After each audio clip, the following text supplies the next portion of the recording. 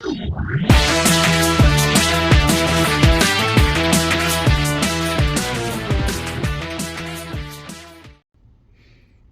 everyone, Seth here with RC Plus Hobbies. Today we are taking a look at a new car, semi-new I guess. It is the Arrma Vorteks 223S BLX. So this is the two-wheel drive Vortex, but now with a 3-cell capable brushless system. Let's go ahead and take a look around the box here.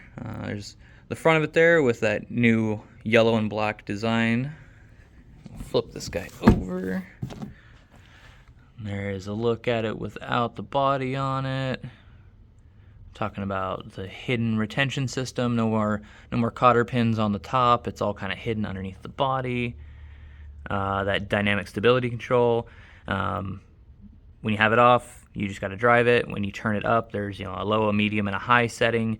And basically, it applies counter steer to try to keep the car in line. Keeps it from spinning out as easily. And then also, like if you're doing high-speed runs, it tries to monitor the steering and keep it on a straight path. This side, we're talking about the specs. So it tells you how big it is, how much it weighs, the electronics it comes with. It's got an SLT2 transmitter. It's got the S681 metal geared servo, 45 amp 2-in-1 speed control receiver combo, and then a 4000 kV brushless motor.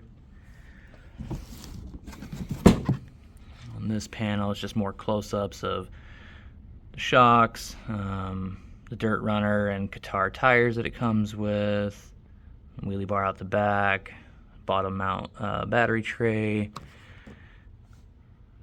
the transmission assembly in there, and then the last panel goes over the speed chart for both 2-cell and 3-cell. This is what they're calling real speed, so it's the way that it comes right out of the box, stock gearing, and then if you have the throttle limit set at 50, 75, or 100%, that is how fast theoretically it should go. And then here we are looking at the different colors. So they got the yellow, the blue, and then the pink one, which is the one we got today. And these are coming in at $260, which is a really good price point. It's the same price that the Fury is, and that does come in a little bit cheaper than like a Traxxas Rustler 2-wheel drive, which isn't even 3-cell capable. So yeah, that's definitely a good price point. Let's go ahead and get it out of the box and take a closer look. All right, so here is the Vortex out of the box. Just kind of go around it here and take a look at it. That wheelie bar out back there, definitely going to be using that, I'm sure.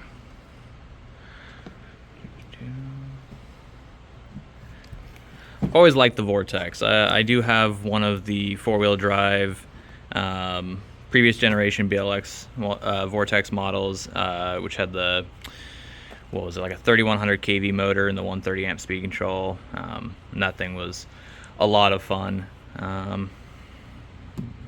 Let's go ahead and, so with the body on this one, like I said, there's no pins on the top, and then the 4-wheel drive models are doing the push buttons. You push down and that unlatches it.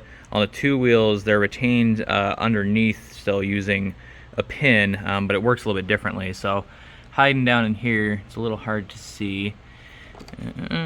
Right up in there, there's this little red tab, and you just grab onto that and pull it this way towards the driver's side, and then that unlatches it, and then from there the body slides backwards. And looking underneath here, you can see, oh, there's a piece of cardboard. Get out of there. Everything's going wrong. Alright, underneath you can see how it attaches on the front, and then on the rear it's just got that little tab. On the car itself, we'll put it back up here where it should be. You can see right here where those line up on the front, and then you've just got this one large pin that locks it all in.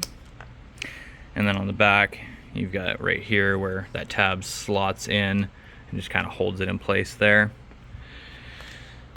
Going over the car, we're still using an oil-filled shock. It is using clips for the preload. I don't imagine they're probably ever going to have a threaded body on the entry, or not the entry level, but on their 10 scale cars. This just seems to be the way that they're going to do it. It would be cool to see Arrma, not necessarily like to copy Traxxas, but to have some sort of an upgraded shock like a GTR, like do, you know, an ultimate model of some of these cars, and have a nicer shock right out of the gate. You know, maybe start offering some Pro Line editions or something that come with the nice Pro Line shocks. That'd be really cool to see. Upper and lower control arm design, double shear capture there, so should be nice and durable. Heading down the chassis, you've got that steering servo up front, and it kind of sits down into here. You got a servo saver in there to help protect that servo. And then there is your 45 amp ESC receiver combo, 4000 kV motor sticking out the side, and then they do supply a cooling fan to try to help pull some of the heat off of that motor with the way that it's tucked into here. Moving around the back, a little bit longer shock out back.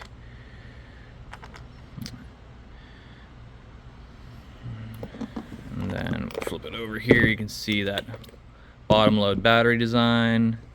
So this just has tabs on either side, and you push those in and pull up, and then that comes up and gives you access to your battery tray. The battery just plugs in right there, and you just kind of stuff it all in there, clamp it in, and you're good to go. And take a look at those tires there, those Qatar tires out back, and then those new Dirt Runner tires in the front. And moving down the line, we're going to show some of the stuff that it comes with, some of the stuff that kind of there. So in the box, you're going to find a little bag of goodies. You've got your tire wrench, it's also the shock wrench, a little 1.5 mil Allen L wrench for taking like the pinion gear off, and some more preload spacers for the shocks.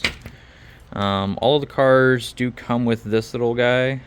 It's just basically, it's got a QR code for, you know, support or like the model showcase. It takes you straight to Arrma site to show that stuff.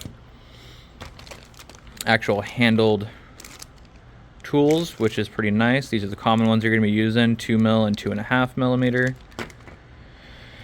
You've got your technical pack.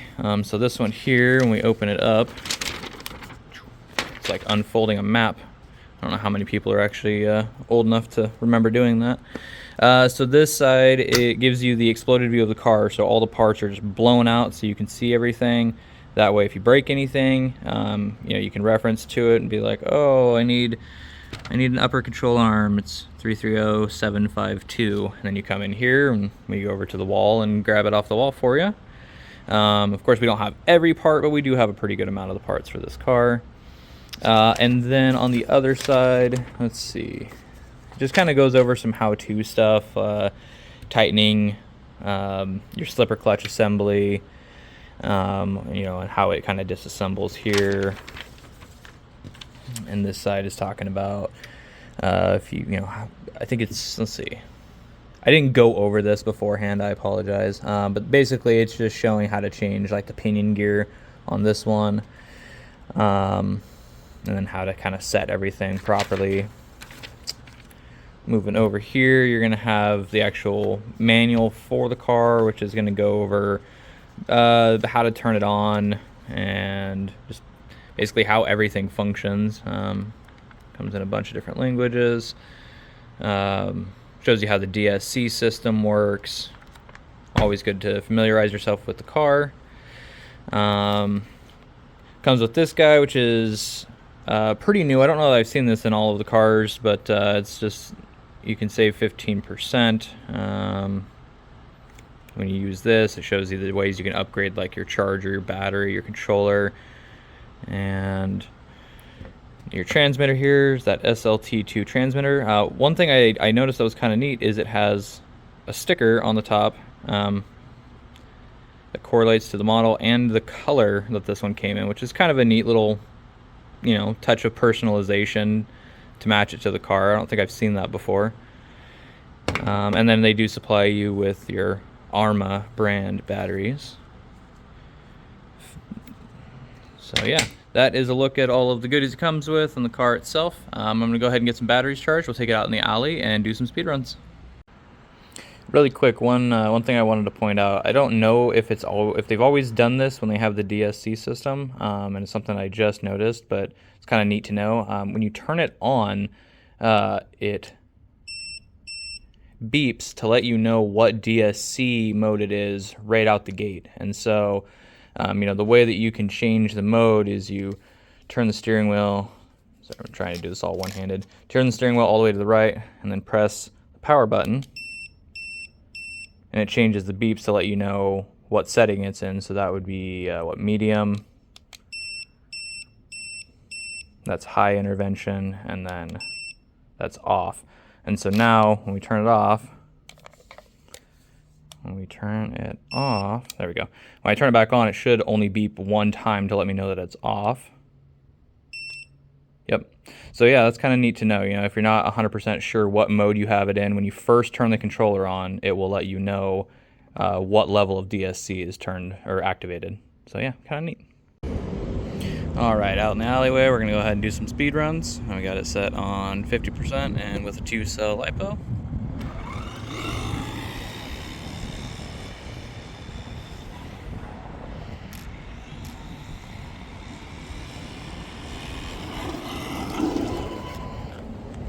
And 20 miles an hour. Let's go ahead and turn it up to 75.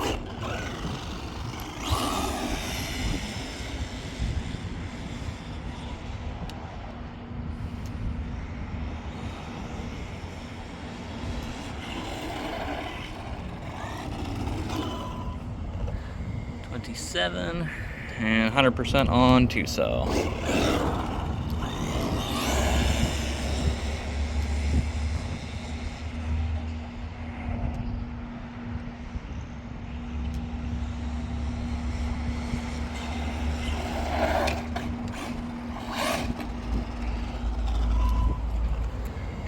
$35. All right, let's get the 3-cell in. All right, we got the 3-cell in it. We're gonna throw it on 50%, see what happens here.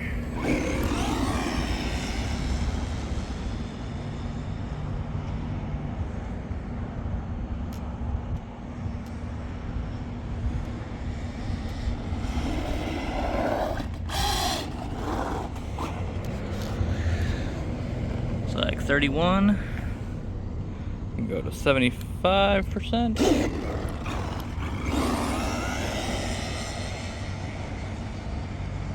Oh yeah, there we go. Starting to boogie now.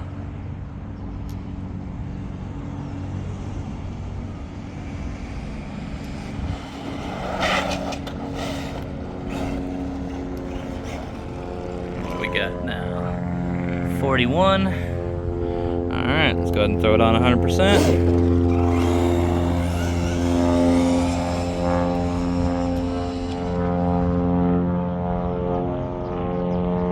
Back. Hopefully that plane's not making too much noise. Woo! Big old wheelie coming through. Alright, let's see what we got here. Oh, hold on. 51.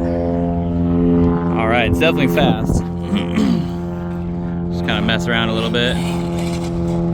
It's not afraid to do wheelies for sure.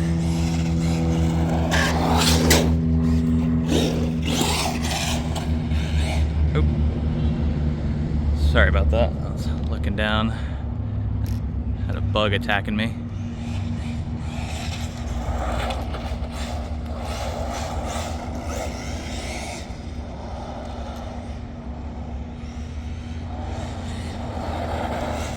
It does handle really nicely. It feels pretty stable. The only thing I don't like a whole lot is the brakes are pretty touchy. As soon as you tap on the brakes, it does like to try to pitch sideways. Pretty easily, even just a light amount of brake, it starts pitching sideways, but that's all right. Might just be something I just got to get used to with this model. But yeah, it is nice and agile, definitely fast. And Right now it's I don't have the stability control on at all, so this is just driving it.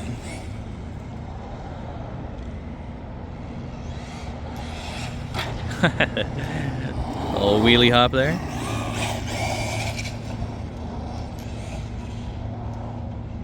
Ooh, come back. Awesome.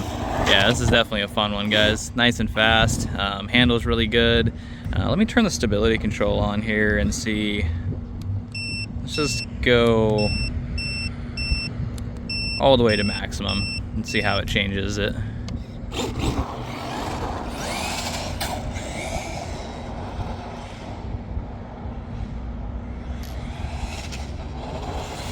You can definitely feel it intervening a little bit on the corners. It kind of, when the stability control is on, at least up this high, it kind of pushes a little bit. A little bit of understeer instead of it oversteering, which definitely helps keep it, you know, keep it under control. Doesn't help with the braking though, no matter what, especially if you get hard on the brakes. It does still kind of spin out, but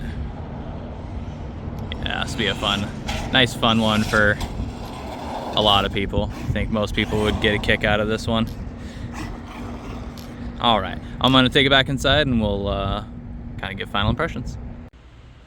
All right, so that is the Vorteks 223S BLX 2-wheel drive. Really, really fun. Plenty fast, does exactly what they say it'll do on the side of the box. A little bit over actually. So they've been quoting their real speed thing, and at least for this model, it's definitely accurate. So yeah, if you're wanting to go fast, this will definitely do that. If you're wanting to do wheelies, also checks the box. Handling wise, it is very stable, very agile. Under braking, it does like to pitch sideways, but other than that, it drives really well. When you turn the dynamic stability control on, at least all the way to full like I was doing in the video, it does it does help try to maintain the car through a corner. It makes it kind of understeer, makes it push a little bit, which is fine because most people, that's going to be easier for them to figure out than it oversteering and spinning around on you, especially with a short wheelbase like this one is. So I don't think that's a bad thing.